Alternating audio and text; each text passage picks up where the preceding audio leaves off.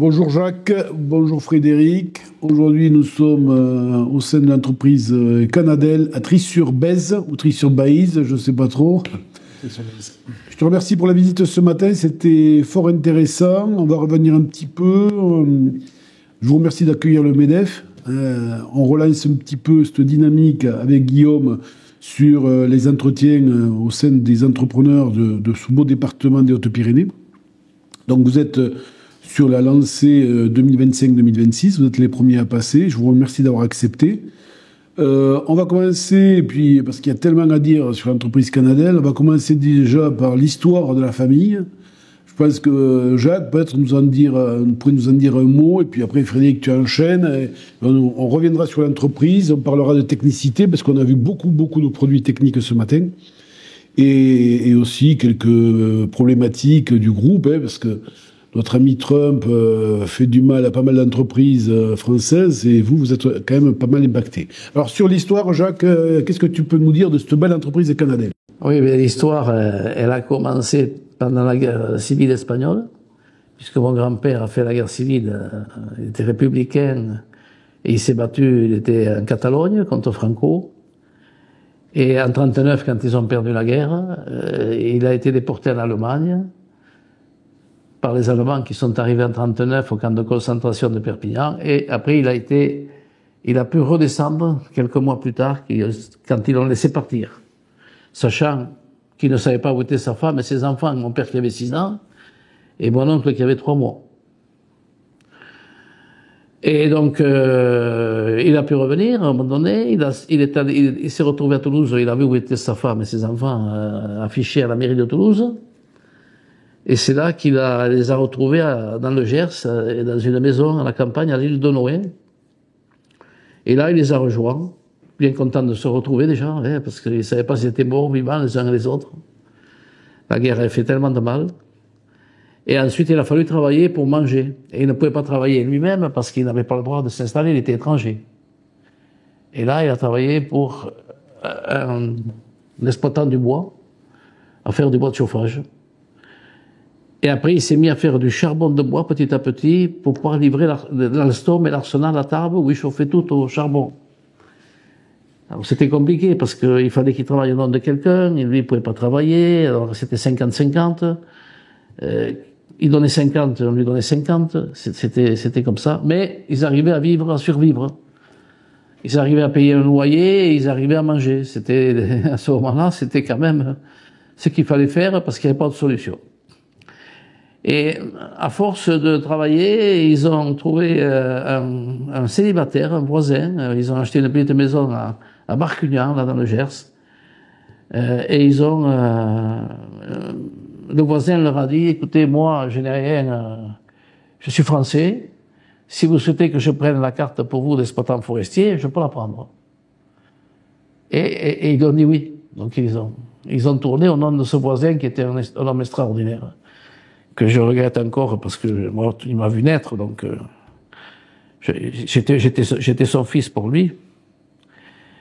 Et ils ont travaillé au nom de cette personne pendant 15 ou 20 ans, le temps de pouvoir que mon père puisse se déclarer en France, parce que mon père avait 6 ans quand il est venu. Donc il a fallu attendre, il est allé à l'école jusqu'à 14 ans, il a passé le certificat d'études sur 400 élèves, il était premier. Mais après, il n'a pas pu continuer parce que il fallait surveiller la charbonnière la nuit. Parce que si la charbonnière prenait feu, c'était 200 stères de bois, 50 cm de terre argilée sur la charbonnière. Si la charbonnière prenait feu, ils avaient tout perdu. Ils ne pouvaient pas livrer le charbon à l'Arsenal ou à l'Alstom. Donc, le directeur du collège de Trie est allé voir mon grand-père pour lui dire, il faut qu'il étudie, ton fils, il faut qu'il étudie, il est bon, il faut qu'il étudie. Et mon grand-père lui dit, non, nous, il faut qu'on travaille pour manger. On n'a pas le temps d'étudier. Mais, et donc mon père est resté avec son père pour travailler. Et après, ils ont continué à faire le bois. Ils ont loué une scierie à Mirande, au bord de l'eau, qui tournait avec une turbine, une scierie qui marchait quand ça pouvait. Ils sont restés là pendant 2 ou 3 ans. Après, ils sont venus ici à Pidarieux, dans un moulin. Et ça a commencé comme ça. Et dans les années 50, il se faisait peu de barriques dans le Bordelais. Très peu, c'était surtout de la réparation. Il y avait des grands crus qui achetaient quelques dizaines de fûts, mais pas grand-chose. Il y avait les traders, importateurs à Bordeaux, qui étaient sur les quais, qui importaient du cacao, qui importaient des bananes, de tout ce qu'on peut imaginer des îles, et qui stockaient du bois pour les petites tonnelleries de Bordeaux, qui avaient toujours besoin d'un peu de bois pour les réparations et pour faire quelques fûts. Et ces gens-là, ils venaient skier dans les Pyrénées. Et ils passaient devant le moulin de mon père et mon grand-père à Pédarieux. Et ils s'arrêtaient. Et un jour, il y avait un qui s'arrête, qui dit, tu pourrais me faire 2 ou 3 mètres cubes de mérène pour faire des tonneaux. Ah ben mon père, il dit, oui, oui, avec plaisir. Et puis, ils ont commencé comme ça. Ils ont réussi à rentrer dans le milieu à Bordeaux, ce qui n'a pas été facile parce que c'était verrouillé par ces gens-là. C'était vraiment verrouillé. Et c'est là que ça a commencé à se développer. Ils ont continué, ils ont fait plus. Et puis après, moi, je suis arrivé, on a fait plus. Et après, Frédéric a pris le relais du 109, je suis fier d'avoir un fils comme ça. Voilà. Maintenant, je te laisse la parole parce que si je continue à parler, j'en ai pour des heures. Hein. Ah, mais c'est pas grave, c'était très intéressant. Et tout ça, alors, ton père, ton grand-père, ils ont fait ça sans Internet et sans le téléphone portable. C'est quand même grandiose. Parce que maintenant, si t'as pas l'IA, tu finiras dans le mur. Si t'as pas Internet, tu peux... Voilà. Des gens se sont défoncés toute leur vie pour monter des entreprises et c'est une trace. Sans rien. Avec un peu parfois aussi, comment dirais-je, quand les gars passaient là, qui descendaient de Bordeaux, c'était un peu de hasard. Mais le hasard, ton père a su le saisir, rentrer dans le petit train qui s'était arrêté devant chez lui et monter, quoi. Et après, ça a développé toute la boutique. Ensuite, il est allé à Bordeaux. Et c'est marrant parce que il y a un tonnelier qui lui a passé une commande en direct. Une petite commande, mais c'était 7 ou 8 mètres cubes, c'était rien par rapport à aujourd'hui, mais c'était déjà beaucoup à l'époque. Et ce tonnelier, lorsqu'il a confirmé la commande, et quand les traders l'ont su, ils sont allés le voir, ils lui ont dit, Jean-Jacques, si tu commandes ça en direct, on ne te livrera plus de bois sec. Comme les tonneliers, ils n'avaient pas de sous à Bordeaux, ils étaient tous à la ruine. Ils n'avaient pas de sous, évidemment, pour payer. Donc, il fallait qu'ils aillent chercher un peu de bois sec pour faire des fous et les réparer. Et il a annulé la commande à mon père. Hein. Et donc, mon père, il a pu faire la commande. Et après, mon père, en allant à Bordeaux, à force d'aller à Bordeaux, il a rencontré un tonnelier au cours Balguerie, à côté du cours de Médoc, qui a commencé à lui acheter un petit camion de bois, après 2 petits camions de bois. Et ainsi de suite, ainsi de suite. Et après, il a réussi à prendre le train en marche. Mon père était quelqu'un qui était pragmatique. Un gros travailleur, très fort, très costaud, mais très malin. Et intelligent surtout. Plus que moi. Et il a réussi à rentrer dans ce milieu parce que c'est pas facile quand tu arrives de l'étranger comme ça. Et que tu es espagnol ou italien ou n'importe quoi. T'étais pas très accepté en France. T'étais traité dans l'école des fois de sale espagnol, ou même moi, tout petit, je suis né ici, je suis né à Tarbes, et on m'a traité à l'école de sale espagnol, qui venait bouffer le pain des Français. Évidemment, on se laissait pas faire, hein. Il y avait un copain italien avec moi, c'était pareil, on tapait dur, hein. On l'appelait Macaroni. Il est mort, le pauvre garçon jeune. Et on nous traitait de sale espagnol, et après, bon, ça a passé à Frédéric, on n'a pas traité de sale espagnol. Sa mère était française, et moi, français, d'origine, évidemment, plus catalan qu'espagnol, mais c'était comme ça. C'est une très belle histoire. Et Frédéric, alors, tu parles de ton père parce qu'apparemment, il veut pas parler de lui, il s'est arrêté à papa, mais... Et toi, qu'est-ce que t'en penses, Jacques? Parce que lui, apparemment, il a rien développé, quand tu vois ici ce qui a été monté sur Trie-sur-Aise. Non, ça a été évidemment difficile. Ce qui a été difficile pour l'entreprise, effectivement, c'est la stratégie qui nous a permis de bien se développer, c'est d'aller vers l'aval de la filière. Notamment à partir de 2005, on a vite vu la première, deuxième transformation qui a été... Durant toute cette période qui est citée, l'entreprise s'est développée autour de la première transformation et de l'exploitation forestière, principalement. Que ce soit en sillage, en débit de frise ou pour le mireille. Mais évidemment, mon père évidemment, a très bien vite vu qu'il fallait faire de la deuxième transformation et assurer l'aval pour que la première transformation et le savoir-faire se porte bien. Donc la première décision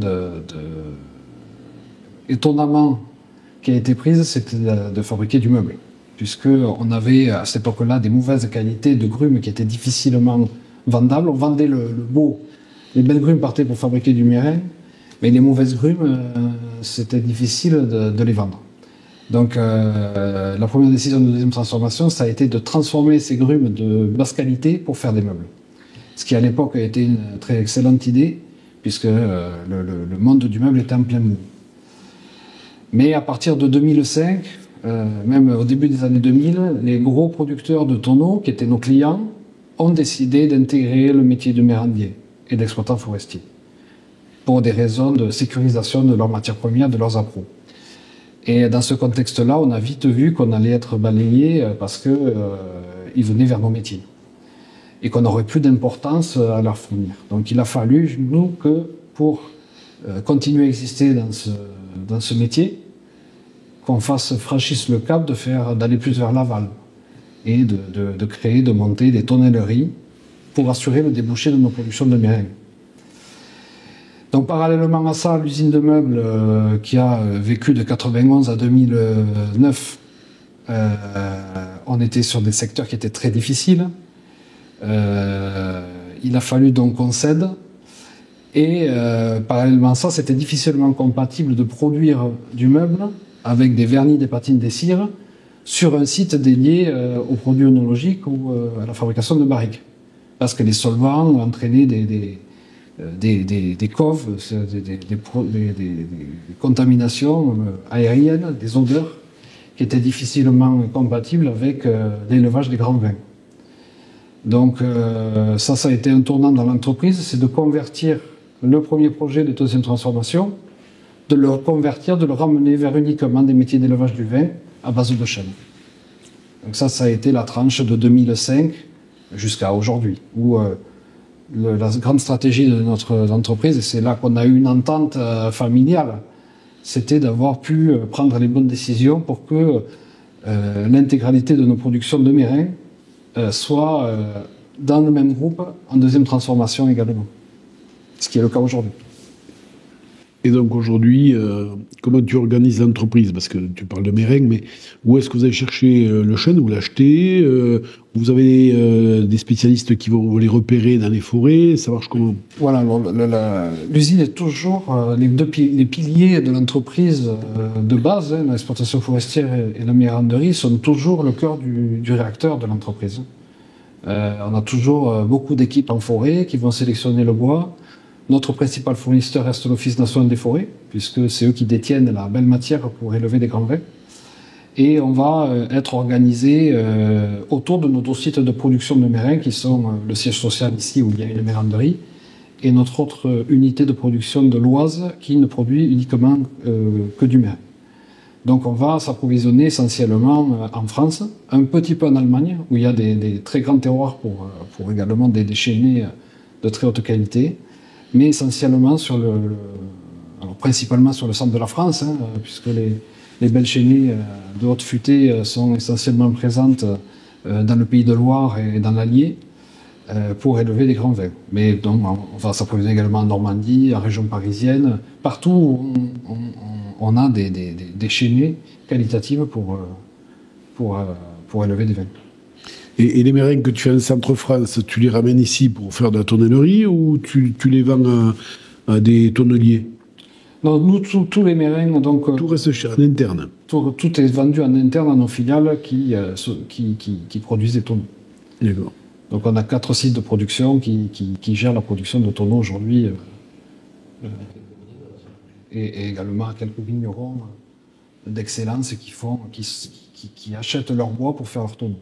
D'accord. Donc la source, vous la tenez avec l'ONF, vous ciblez, vous débitez.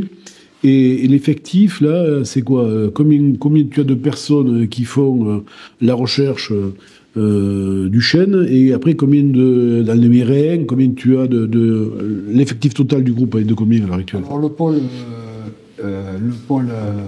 méranderie exploitation forestière, donc la société Canadelle, en fait, ça va représenter à peu près une centaine de personnes. Et la division tonnellerie, ça va être entre 50 et 60 collaborateurs. C'est énorme. Très bien. Plus après, des commerciaux à l'étranger pour commercialiser nos produits, parce qu'effectivement, notre produit ne peut pas se vendre sur Internet. Hein, on est obligé d'aller au contact du client pour lui proposer les meilleurs fûts, les meilleurs produits pour élever la romaine. Donc, pour expliquer un petit peu, parce que les gens sont assez néophytes, les gens qui vont nous regarder, le méringue, c'est la fameuse lame qui sert au tonneau. Éviter dans le sens du fil du bois pour éviter la porosité de la barrique. Voilà. Donc expliquez-nous comment ça marche, parce que vous arrivez, vous avez des billes de bois, et vous en faites quoi? Vous les prenez comment? Donc une fois qu'on a réalisé l'exploitation forestière, on a un délai assez court pour le transformer, puisque le chêne français continue à vivre, hein, malgré qu'il est exploité. Et une fois qu'on a prélevé ces arbres majestueux, on va devoir les débiter en planche en suivant le fil du bois pour éviter la porosité de la barrique. Et la particularité du méringue, c'est que pour réaliser une barrique de prestige et de gamme, il faut sécher naturellement le bois pendant 2 à 3 ans pour que les tanins du bois se dessèvent de manière lente et progressive pendant 2 à 3 années. Donc ça implique un stock énorme, permanent, glissant, pour pouvoir approvisionner les usines. Tout à fait. Il faut sécher le bois très longtemps. Et donc ça implique des BFR qui sont importants, mais c'est la garantie d'avoir un produit de qualité au bout. Si on rogne sur la qualité du séchage, on ne peut pas réaliser une barrique d'excellence. Vous achetez combien de chênes dans l'année à peu près? C'est quoi? C'est des cubes, des citerres? 35 000 m3 de grumes. Ah oui, c'est énorme. Donc, c'est un budget très important. Et avec 35 000 m3 de grumes, vous produisez combien de tonnes? À peu près 35 000. Ah, d'accord. 35 000. Ah oui, c'est un cube, un tonneau. Voilà, il y a 80% de perte de matière quand on fend le bois. Hein, on fend le bois pour respecter le fil du bois. Et voilà, Et en regardant la lune, surtout. C'est énergivore en termes de matière. Donc vous en récupérez 20%, et les 80% qui restent, parce qu'il y en a bien un qui va se poser la question, vous en faites quoi? Alors une faible partie va au boisage onologique, qui sont des nouveaux produits qu'on a instaurés il y a une dizaine d'années, qu'on a commencé à fabriquer. Et le reste, c'est du bois de chauffage ou pour l'industrie du panneau composite. Donc tout est récupéré quand même. Tout est récupéré, mais à une valeur bien moindre. Bien sûr. Voilà. Une fois qu'on a extrait le bois pour le méringue, le reste, ça n'a plus trop de valeur. Et tu parlais d'une toute petite partie là pour le bois onologique. C'est quoi? Explique-nous ce que c'est le bois onologique. Le bois onologique, qu'est-ce que tu entends par là? C'est de la même matière que le tonneau. On va extraire également du produit duramen, hein, du cœur de chêne parfaitement séché, parfaitement tracé, pour torréfier du bois ou le toaster pour extraire les arômes et le proposer pour des élevages, dans des produits de boisage onologique, pour élever des vins qui ont besoin de bois, mais sur un temps d'élevage beaucoup bien moindre qu'avec le fût qui demande 10 à 15 mois d'élevage. Donc c'est toute une gamme de produits qui va du copeau à des staves, des planches. C'est ce qu'on a vu ce matin. Voilà, immergées dans le vin pendant 3 semaines à 6 mois, selon les désirs des œnologues ou des directeurs de château qui vont utiliser ces produits. Pour accélérer un petit peu les échanges entre le vin et le bois. Ben, disons que le bois aujourd'hui, c'est un élément essentiel et naturel pour élever des vins. Le consommateur de vin a bien évolué depuis ces années. Donc les vignerons qui ont besoin de réaliser des vins avec des élevages sur un laps de temps plus court, pour une mise en marché plus rapide, va utiliser ces produits-là plutôt qu'un fût qui va demander des dizaines de mois d'élevage. Très bien. On a regardé la production et ensuite l'écoulement. Vous en envoyez où des fûts? C'est essentiellement sur la France. On parlait des États-Unis. Votre marché, il est où? Le marché de diffusion? Est-ce que vous êtes mondial maintenant? J'ai eu une carte, il y avait des petits drapeaux partout là. Que ce soit les fûts ou les produits œnologiques, le premier marché qui représente 40% du chiffre d'affaires de la société, c'est les États-Unis. C'est là où on sait, notre volonté c'était de se développer le plus sur ce marché-là. Et après, on a, donc le premier marché c'est les États-Unis, après la France, Espagne, Italie. Et sorti de ces 4 pays-là, on va exporter dans 30 pays producteurs de vin.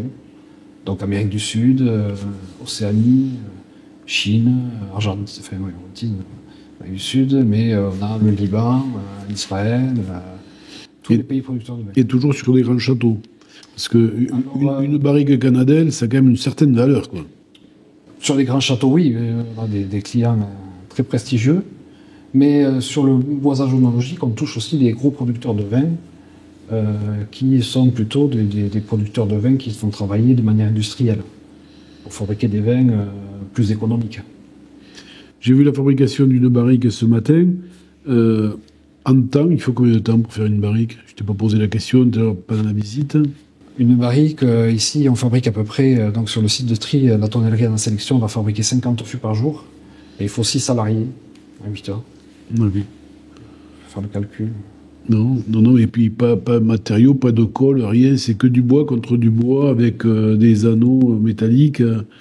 C'est quand même millimétré, c'est de l'assemblage de précision. Hein. On n'est pas chez Airbus, mais pas loin, quoi. Hein. Il faut des bonnes machines, quoi. Voilà. Dans une machine, des salariés compétents. Voilà, la clé de notre groupe, c'est de trouver des compétences et des compétences très différenciées entre l'œnologue qui va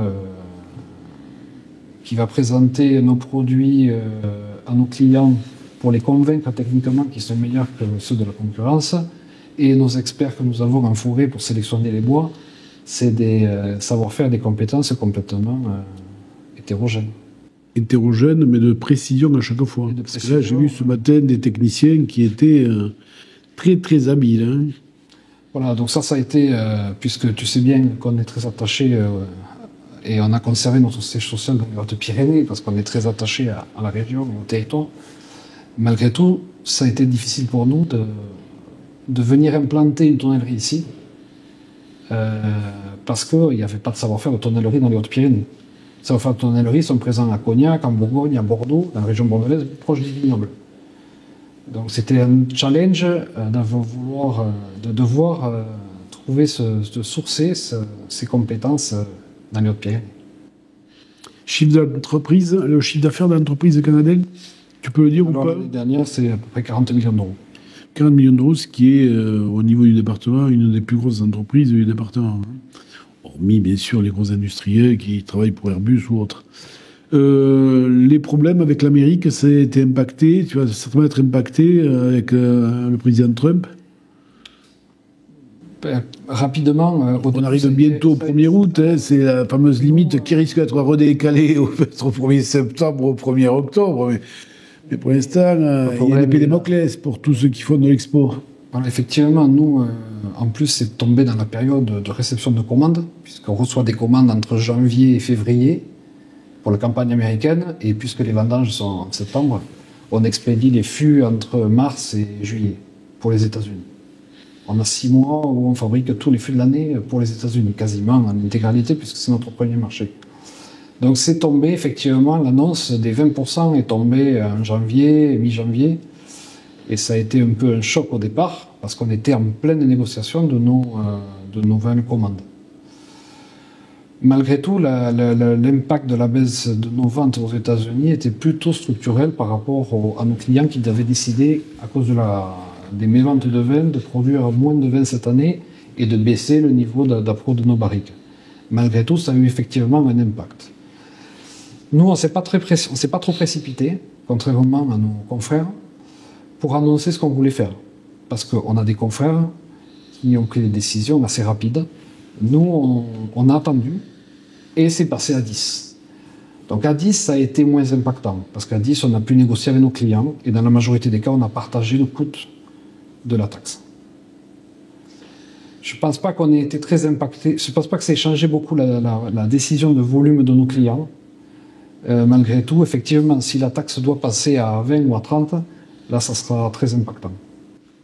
Et les Américains, ils achètent donc des tonneaux chez toi, mais est-ce qu'ils ont de la production de tonnellerie aux États-Unis Est-ce qu'ils sont producteurs de tonneaux? Ils sont producteurs de tonneaux, mais plutôt pour l'alcool. Pour le bourbon, pour le whisky, mais en chaîne américaine. Des chênes français fabriqués aux États-Unis, il s'en fait très peu. Voilà. Ça reste un savoir-faire français, une image française d'un produit avec les vignerons américains ou les vignerons du monde entier veulent des fûts, pour les très grands vins, des fûts fabriqués en France. Et ils n'ont pas la production de chêne aux États-Unis de ce type-là. Non. D'accord, donc c'est un marché qui devrait quand même rester sur le territoire, parce que là, ils sont en train de s'organiser.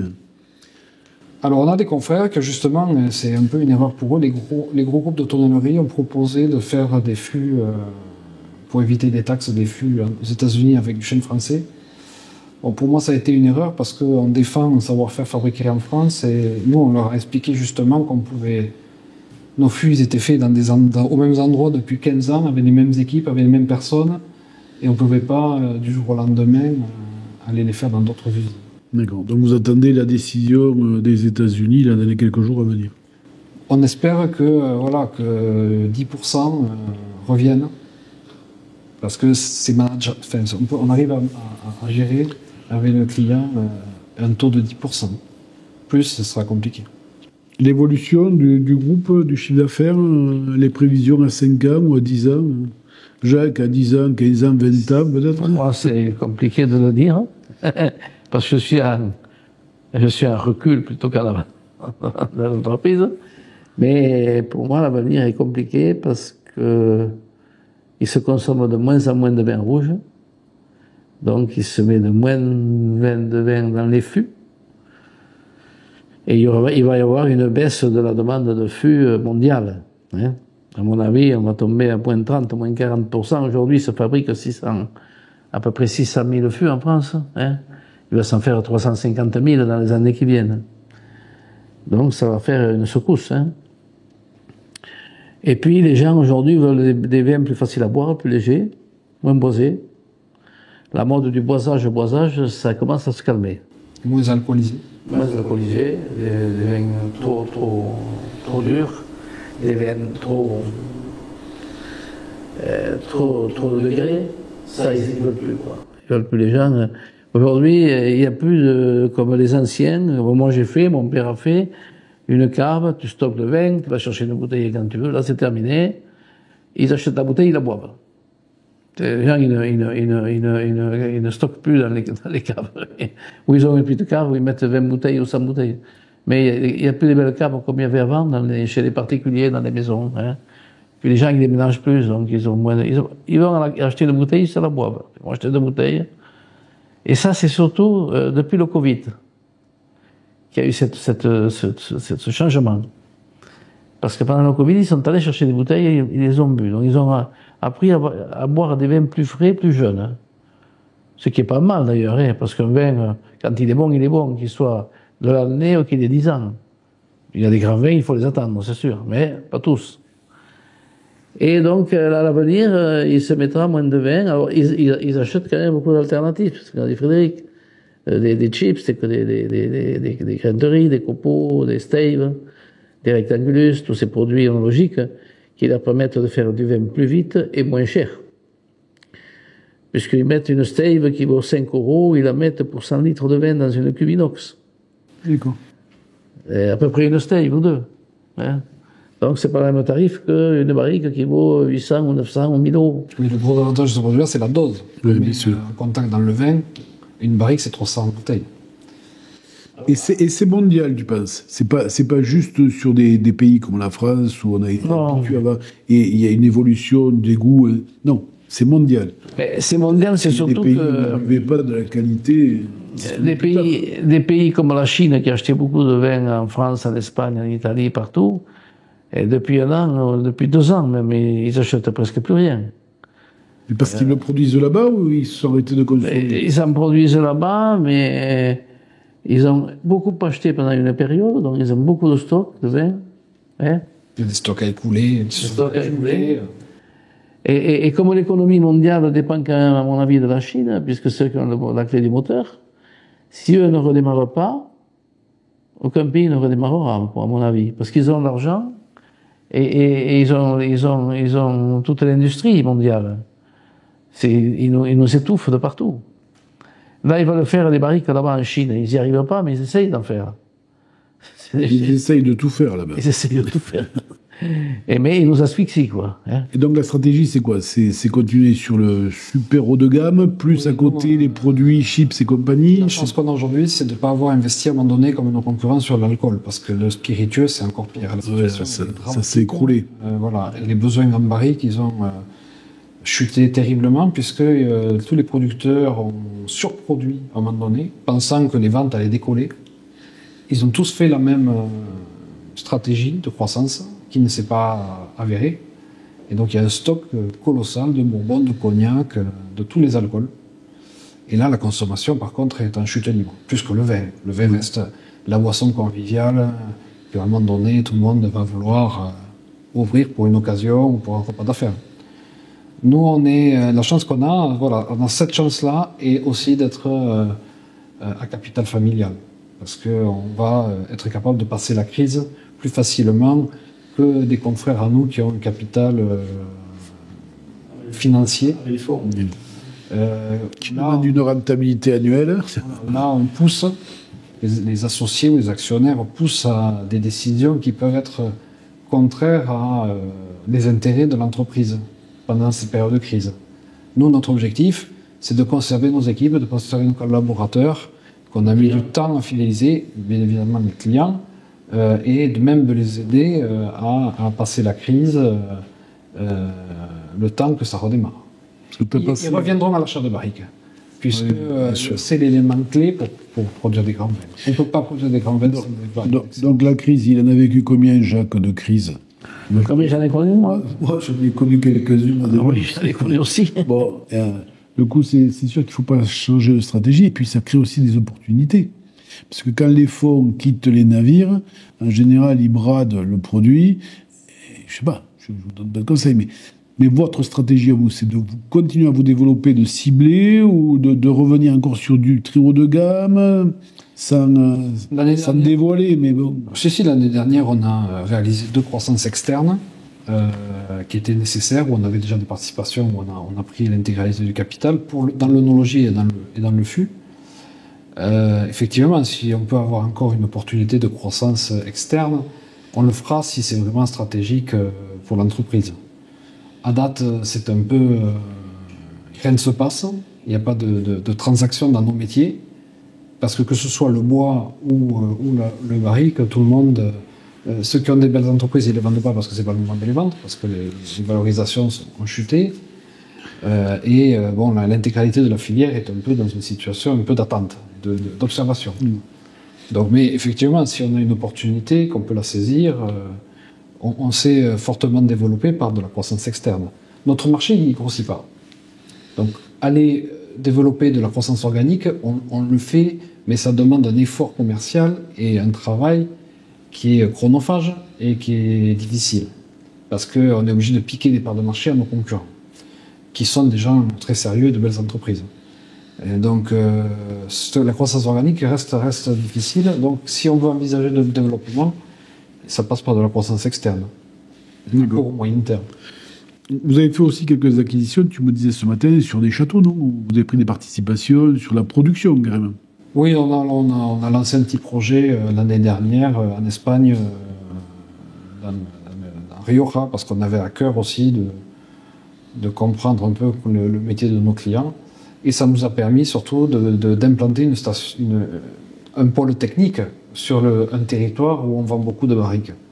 Et beaucoup de nos clients viennent, la semaine dernière, il y avait 7-8 châteaux de Bordeaux qui sont descendus à notre domaine en Rioja pour justement aller goûter nos fûts élevés avec le Tempranillo et tous les essais qu'on peut mener.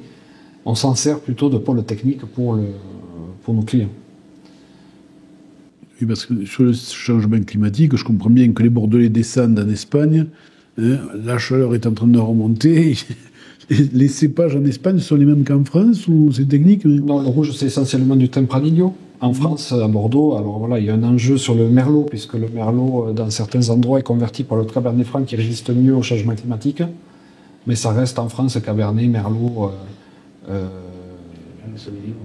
Cabernet Sauvignon, Merlot, Petit Verdot et Cabernet Franc qui marche mieux avec le réchauffement climatique que le Merlot qui perd de la fraîcheur et de l'acidité.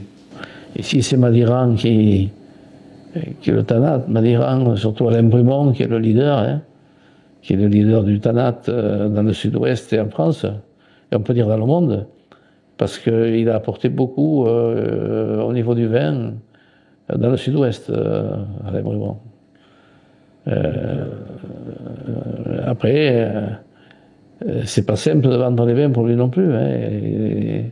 Il les vend parce qu'il est connu, parce qu'il fait beaucoup de développement, mais c'est compliqué pour tout le monde. Hein. Dans nos métiers, l'enjeu climatique, il est omniprésent, que ce soit dans la forêt, qui souffre également du réchauffement climatique, parce que le chêne n'est plus capable de tenir 250 ans en France en étant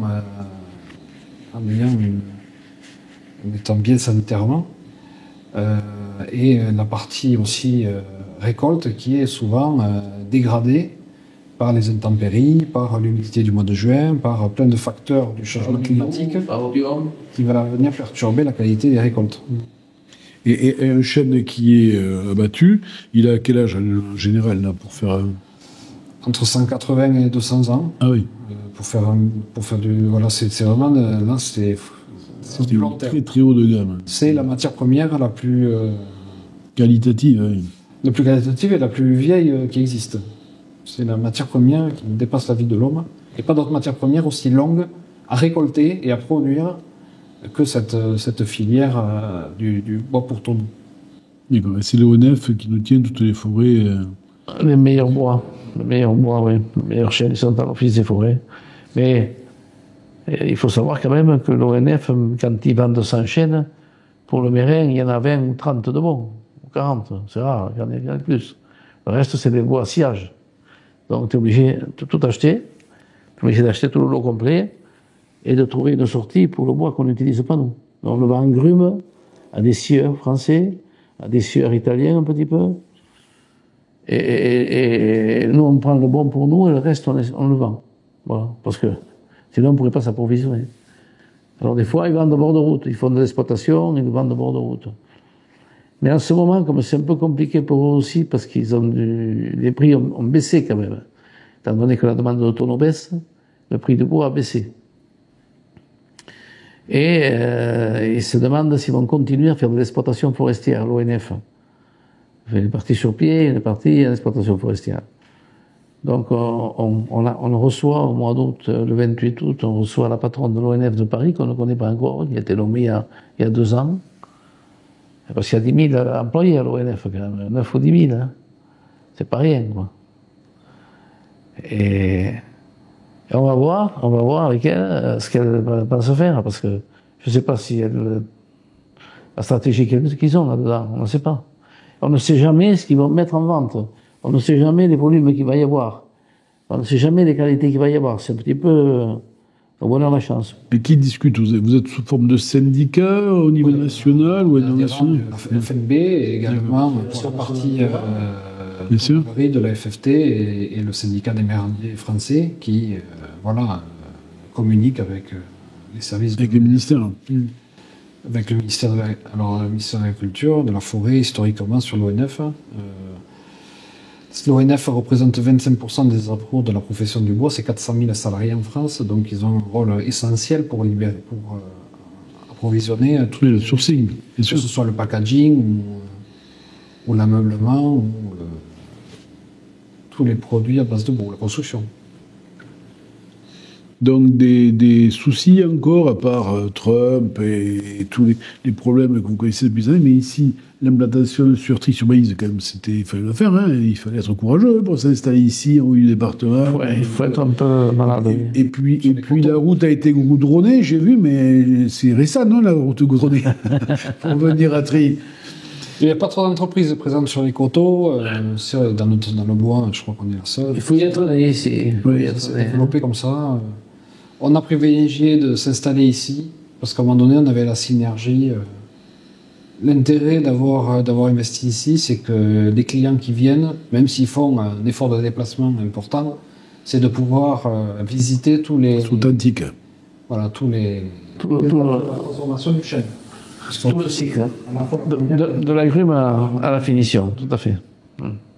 Donc là, vous avez les stocks, il n'y a pas de problème particulier pour avoir la source, et vous êtes prêt à continuer à fabriquer, même pendant la crise, Oui, 35 000 barils. On est prêt, voilà, à assurer surtout la même qualité optimale pour nos clients. Ça, c'est l'enjeu. L'enjeu pour nos clients, si on veut les fidéliser et progresser les volumes dans un chai, c'est d'être très très régulier sur la qualité des barils qu'on leur sert d'année en année. Parce qu'il y a des enjeux de séchage, des enjeux de sélection de bois, des enjeux de production. Donc on ne peut pas rater une étape si on veut avoir la garantie de la qualité de l'élevage. Pour faire saliver nos auditeurs, là, est-ce que tu as le droit de citer quelques châteaux que vous fournissez ou pas? Oui, on a C'est pas confidentiel, je sais on pas. travaille bien avec Vega Sicilia, avec la maison Louis Jadot, avec Lafitte Rothschild, avec Château Yquem, avec Smith Lafitte qui était la semaine dernière. Donc on a sur tous les territoires. Après aux États-Unis, on a des clients prestigieux comme Arlan Estate ou Schaeffer, Screaming Eagle. Voilà. Donald Trump. On a Trump Winery. Et il le sait? Est-ce qu'il le sait? Mais il a une propriété à 5 km de Washington. Dans le Virginie. Il achète pas beaucoup de fûts, mais enfin, son directeur, pas lui. Et il prend 30 fûts par an. C'est important pour nous de vendre à des clients qui vont toujours privilégier la barrique. Il y a des gros groupes américains qui, à un moment donné, quand ils vont être rachetés, vont baisser les volumes de barrique. Et là, on ressent, quand on travaille avec ces gros groupes, que des fois, il y a des baisses de budget. Bien sûr. Un vigneron prestigieux comme Lafitte Rothschild, comme Talbot. Talbot, j'y vais demain chez Talbot. Ou Moi, j'avais le directeur de chez Talbot demain. Bois ou Angélus, ça va C'est sur la durée. ça va toujours acheter des fûts. Ouais, c'est du récurable. Voilà. Après, comme je dis, ils baissent selon la demande, ils achètent plus ou moins de fûts. Parce qu'un fût, il sert 3 ou 4 ans, il ne sert pas qu'un an. Donc, ils changent 20 à 30% des fûts, les grands châteaux, par an. S'ils ont 1000 fûts dans la cave, ils vont en acheter 200. Ils renouvellent petit à petit. Parce que bon, un fût, quand même, il dure 4 ans, 3 à 4 ans. Après, il ne donne plus rien au niveau arôme. Donc après, ça sert de stockage, il est vend d'occasion. Ça part au whisky, notamment en Écosse. Mais en ce moment, en Écosse, on n'achète plus. Mais il n'y a plus de volume à revendre. Est-ce que vous avez d'autres éléments pour qu'on puisse bien connaître et comprendre l'entreprise canadienne? On aimerait que l'économie reparte, surtout. Tu voulais qu'on appelle peut-être le président Macron ou François Bayrou? Je ne sais pas si c'est lui qu'il faut appeler. On peut les appeler. Il faudrait que l'économie mondiale reparte. Pour tout le monde. Pour que on ait une visibilité plus longue à long terme. Parce qu'aujourd'hui, une entreprise qui est capable de faire un prévisionnel sur 4 ou 5 ans, comme me demandent les banques, quand nous ne nous en demandent pas, parce qu'ils le savent, moi je leur dis, faites-moi voir le vôtre, je vous ferai voir le mien. Maintenant, je m'en occupe plus, c'est Frédéric qui s'en occupe. Il est plus sympathique, Frédéric, avec les banquiers. Mais il paraît plus sympathique, mais il ne l'est pas du tout. Si. Ouais, les prévisionnels, c'est ce qu'apprécient certainement les investisseurs dans les autres châteaux, parce qu'ils demandent des prévisionnels à 5-10 ans. Et quand on est en crise, c'est une aberration totale. Oui, c'est impossible. Impossible. Comment faire une prévision aujourd'hui? Parce qu'on a une incertitude qui ne permet pas d'établir des provisions de vente réelles. Ce qui n'était pas le cas ces 5-6 dernières années, où là, les BP ils tombaient pile poil, quasiment, à 5-6% près. Là, c'est plus compliqué. Là, notre président, Patrick Martin, est un peu débordé en ce moment parce qu'il est sur toutes les batailles françaises et européennes. Il est vraiment très performant, mais la prochaine fois qu'il descend dans le département, je lui ai fait déjà visiter quelques entreprises sur lesquelles il est reparti, il a dit « Ah ouais !» Ce qui est normal, et pas pour nous faire plaisir, non, parce qu'il y a quand même des pépites sur ce territoire que les gens ne connaissent pas. Et vous ferez partie de la liste, si vous le souhaitez, pour qu'on fasse venir Patrick Martel la prochaine fois qu'il sera un peu disponible. Julien parlerait à la REF à la fin du mois, je le vois. Bon, mais au nom du MEDEF, de notre petit territoire des Hautes-Pyrénées, on vous remercie, Guillaume et moi. Merci de nous avoir reçus, merci de nous avoir fait visiter l'entreprise. Très belle pépite, située en haut du département. Moi, sur Try, j'étais déjà revenu chez vous, mais j'ai été jusqu'à la place du village. Je n'avais pas traversé cette place, qui est une très belle place. C'est une Bastide. Centrale. C'est l'ancienne Bastide. Ça faisait 40 ans que j'étais pas venu place du village à Try. J'y venais pour le rugby, on s'y mettait des nions juste à côté, là. On y buvait après beaucoup de canons sur la place, au bar. Oui, au bar des sports. Au bar des sports, exactement. Des sports. Et ça m'a fait plaisir d'y revenir. Je vous remercie et bonne continuation à l'entreprise Canadel. Merci à vous d'être venu nous voir et avec plaisir.